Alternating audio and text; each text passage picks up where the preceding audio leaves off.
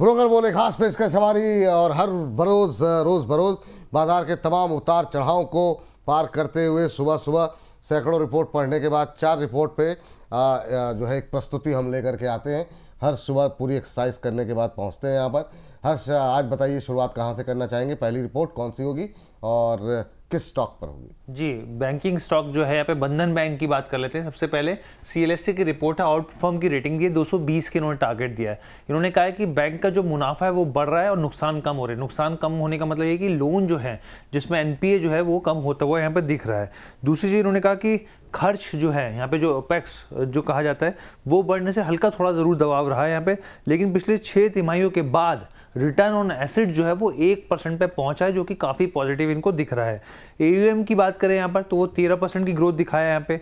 MFI segment जो है यहाँ पर उसमें भी एक अच्छा सुधार देखने को मिला है। एसेट क्वालिटी हम लोगों ने बताया कि एक बड़ा अच्छा सुधार जो है बैंक जो है उसने दिखाया है। नेट स्लिपेज रेशियो जो है वो भी घटती हुई दिखी है, स्लिपेज जो है वो कम होते हुए दिखे यहाँ पे। लोन ग्रोथ की जो गाइडेंस है आगे के लिहाज से वो 14 से 15% है, जो कि काफ़ी पॉजिटिव दिख रही है। और इनका ये भी कहना है कि नेट इंटरेस्ट मार्जिन और साथ में जो फीस इनकम है वो आगे बढ़ती हुई दिख सकती है। बंधन बैंक अच्छी तेजी यहाँ पर। अमित सर से शुरुआत करना चाहेंगे सेगमेंट की। अमित सर बताइए, बंधन में कितना मुनाफे का बंधन हो सकता है? सीएलएसए की रिपोर्ट, हालांकि टारगेट ऊपर के ज़्यादा नहीं है, 20 रुपये ऊपर के टारगेट हैं, लेकिन आज 12% की रैली ऑलरेडी आ चुकी है इस रिपोर्ट के बाद। क्या नज़रिया है सर आपका बंधन को लेकर? मैं भी वही सोच रहा था एग्जैक्टली जो आप सोच रहे हैं कि भाई टारगेट के लिए तो बहुत छोटी सी जगह बची हुई है। 320 रुपये तो आराम से टेस्ट हो सकता है, लेकिन करंट मार्केट प्राइस में फेवरेबल नहीं है रिस्क रिवॉर्ड। 193 के आसपास एक बार एंट्री पॉइंट मिलता है। इनफैक्ट मुझे लगता है कुछ टाइम ठहरेगा यहाँ पर ये, तो अगर 190 185 के आसपास मिले तो वहां पर एंट्री प्लान करिए। 160 के नीचे का स्टॉप लॉस होगा। Over a period of 3 to 6 months 220 possible है और 250 भी पॉसिबल है। चलिए ठीक है। जो आप कह रहे हैं ना मतलब वो बंधन है सर हम लोगों का, मतलब आपस का जो बंधन हो गया ना, इसलिए विचार मिलते रहते हैं बीच बीच में। चलिए हर्ष के पास चलते हैं और ऐसे ही मुस्कुराते रहा कीजिए। हर्ष जी, आप बताइए अगली कंपनी कौन सी होगी? जी, एटर्नल की बात कर लेते हैं। और एटर्नल में आप देखें तो सीएलएससी की रिपोर्ट है, आउट परफॉर्म की रेटिंग दी और 505 रुपये के काफ़ी बम्पर जो है यहाँ पर टारगेट्स देते हुए देखे हैं एटर्नल को लेके। अब इन्होंने सबसे पहले क्या कहा है, ब्लैंकेट की जो बात की है, नेट ऑर्डर वैल्यू जो होती है यहाँ पे, उन्होंने कहा कि यहाँ पे ग्रोथ जो है वो 95% वाई बेसिस पर साल 10 साल के हिसाब से देखने को मिली, जो काफ़ी इनको पॉजिटिव लग रही है। एक महीने में जितने यूनिक यूजर्स यहाँ पे प्लेटफॉर्म में जुड़े हैं और कम से कम एक ट्रांजेक्शन तो उन्होंने यहाँ पे किया है, तो ये भी जो है काफ़ी पॉजिटिव मूव मान रही है यहाँ पे। और यहाँ पे आप ये समझिए कि कह रहे हैं कि प्रॉफिटेबिलिटी में आगे भी जो है वो सुधार होता हुआ दिखेगा। यहाँ पे जोमेटो की ग्रोथ जो है वो जारी रहेगी यहाँ पर। और एक जो हर एक ऑर्डर पे औसत खर्च होता है कंपनी का, वो जो है वो काफ़ी कम हुआ है, तो ये भी एक पॉजिटिव पॉइंट जो है ये मान रहे हैं कि ताकि मार्जिन जो है आगे चल के और स्टेबल होते हुए दिखेंगे। यहाँ पे मैनेजमेंट ने 3 साल के लिए कंपाउंड एनुअल ग्रोथ रेट को देखें यहाँ पे तो 60% की गाइडेंस रख दी है, जो कि काफ़ी बड़ी चीज़ है यहाँ पे। और FY29 तक यहाँ पे एबिटा का लक्ष्य जो है वो $1 बिलियन के आसपास तय किया गया है। AI ग्रोथ जो है वो मान के चल रहे हैं कि AI के जरिए एक अच्छी ग्रोथ ड्राइव जो है वो आगे करते हुए दिख सकती है। चलिए, इटर्नल को लेकर के अभी बातचीत हुई। माला मैम, क्या व्यू रहेगा आपका इटर्नल को लेकर के? 505 ये 505 जी 505 मतलब धुआंधार रिटर्न मतलब जो है टारगेट दिए। माला मैम, सहमत है आप इससे? थोड़ा अग्रेसिव है? एग्रेसिव है, 1 साल के हिसाब से बहुत ज्यादा एग्रेसिव लग रहे हैं, बट हाँ 2 years की अगर एक्सपेक्टेशन रख लें, क्योंकि जनरल रिपोर्ट 1 year के व्यू से आती है, तो एग्रेसिव तो काफी है। तो मैं लेकिन 2 साल के व्यू पे मुझे लगता है कि आ जाएंगे, तो आप थोड़ा सा हो सके तो एक्सटेंड कर लीजिएगा अपने व्यू को। Don't expect down the line 1 year, but by करके जा सकते हैं। डायरेक्शन ठीक है और टाइम ड्यूरेशन जो दी है वो थोड़ी सी बहुत ज्यादा एग्रेसिव है। चल ठीक है। तीसरी कंपनी कौन सी होगी हर्ष? जी, तीसरी कंपनी है MV फोटोवोल्टाइक पावर। यहाँ पर अगर तीसरी कंपनी की तरफ यहाँ पे बढ़ेंगे तो जेफरीज की रिपोर्ट है, खजारी की सलाह, और 350 रुपये के इन्होंने यहाँ पे टारगेट्स दिए हैं। स्टॉक में एक अच्छी तेजी देखने को मिल रही है। अब सबसे पहले इनका ये कहना है कि जो बैलेंस शीट है वो पूरी तरीके से डेट फ्री हो गई है यहाँ पर। इसके अलावा अगर आप यहाँ पे कामकाजी मुनाफे की बात करें, प्रॉफिट आफ्टर टैक्स की बात करें यहाँ पर, तो 13 से 17% का और तेजी का अनुमान ये आगे मानकर चल रहे हैं। ऑर्डर बुक इनको बहुत मजबूत दिख रही है यहाँ पे।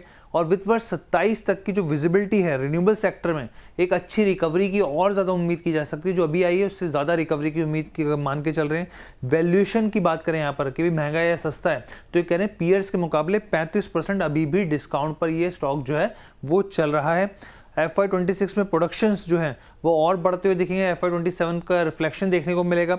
ऑर्डर बुक 9.4 गीगावाट तक पहुंच गई है।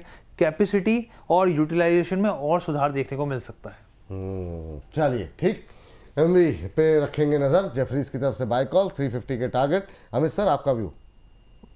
सर पॉजिटिव है व्यू, लेकिन अगर मान लीजिए करंट मार्केट प्राइस में लेते हैं और अगर कोई इनकेस 272 रुपए तक का डिप आता है तो वहां पर और लेना चाहिए। 251 रुपए तक का डिप आए तो और लेना चाहिए। ओवरऑल 230 रुपए का मंदा नहीं लगता है और पोटेंशियल टारगेट 400 प्लस भी हो सकते हैं इसके। 350 छोटा टारगेट है, लेकिन 1.5 से 2 साल का नजरिया रखिएगा। बाय ऑन डिप की रणनीति रखना है, न कि पैनिक होना है। गिरते हुए बाजार में खुश होना है कि मुझे सस्ते में लेने की अपॉर्चुनिटी मिल रही है। चलिए ये बात है। यहाँ पर लास्ट काउंटर के लिए चलते हैं हर्ष के पास। अंबाला मैम को भी लेट हो गया आज थोड़ा सा, लेकिन अब फटाफट बता दीजिए हर्ष, तो अंबाला मैम की व्यू ले लेते हैं। जी, इंडस टावर की बात कर लेते हैं। आखिरी स्टॉक है इस लिस्ट में। न्यूमरा की रिपोर्ट, खरीदारी की सलाह, 490 के टारगेट्स। इनका यहाँ पे कहना है कि ग्रोथ, जो डेटा ग्रोथ है वो काफ़ी ज़्यादा पॉजिटिव में लग रहा है इनको। वोडाफोन आइडिया में जिस तरीके से स्थिति में सुधार होता हुआ दिखेगा तो कंपनी को फ़ायदा होता हुआ दिखेगा। इसके अलावा टेलीकॉम टावर जो है वो कंपनी लगाने के लिए यहाँ पे किराए पे, लीज पे जो चीज़ें लेती हैं तो उसमें क्या है कि रिन्यूएबल होता है इसको, और साथ ही यहाँ पे कैपेक्स खर्च होता है, तो वो एक ज़रूर कंसर्न रहेगा। लेकिन कैश फ्लो जो है और कमाई जो है वो थोड़ी पॉजिटिव दिख रही है। हालांकि आने वाले समय में थोड़ा दबाव जरूर दिख सकता है। चलिए इंडस टावर पे कल भी बात हुई थी अंबाला मैम से, मेरे ख्याल से 490 के टारगेट दिए जा रहे हैं। मैम क्या व्यू रहेगा? न्यूमरा की रिपोर्ट से सहमत हैं आप?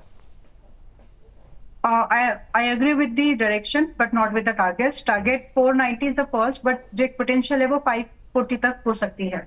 तो टारगेट कम दिया है, डायरेक्शन ठीक है, और करंट प्राइस 418 है, बाय किया जा सकता है।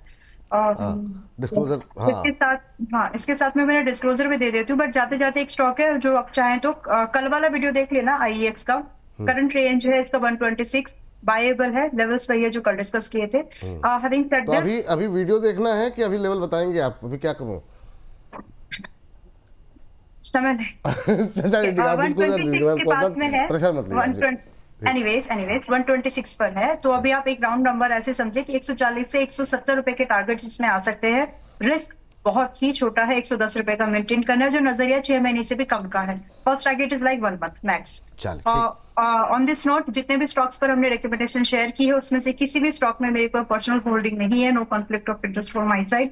मेंबर्स के पास, दर्शकों के पास जरूर हो सकते हैं, हमारे स्मॉल केस के पोर्टफोलियो में भी हो सकते हैं। ट्रेडिंग या इन्वेस्टमेंट दोनों ही सब्जेक्ट टू मार्केट रिस्क है, उसको समझते हुए काम करिए। पास्ट परफॉर्मेंस फ्यूचर में रेप्लिकेट होगी ऐसी कोई गारंटी नहीं है, और ना ही सेबी का लाइसेंस या NSM certificate any kind of guarantee की फ्यूचर में प्रॉफिट होगा। तो जो भी आप काम काज करें, ट्रेडिंग या इन्वेस्टमेंट, अपने फाइनेंशियल सलाहकार से बातचीत करते हुए जरूर कर ले। Thank you so much. आपके मुंह से, मुखार बिंदु से इतनी शुद्ध हिंदी सुनकर के आनंदित हो गए। बहुत बहुत धन्यवाद। वाह, बहुत शानदार, बहुत शानदार।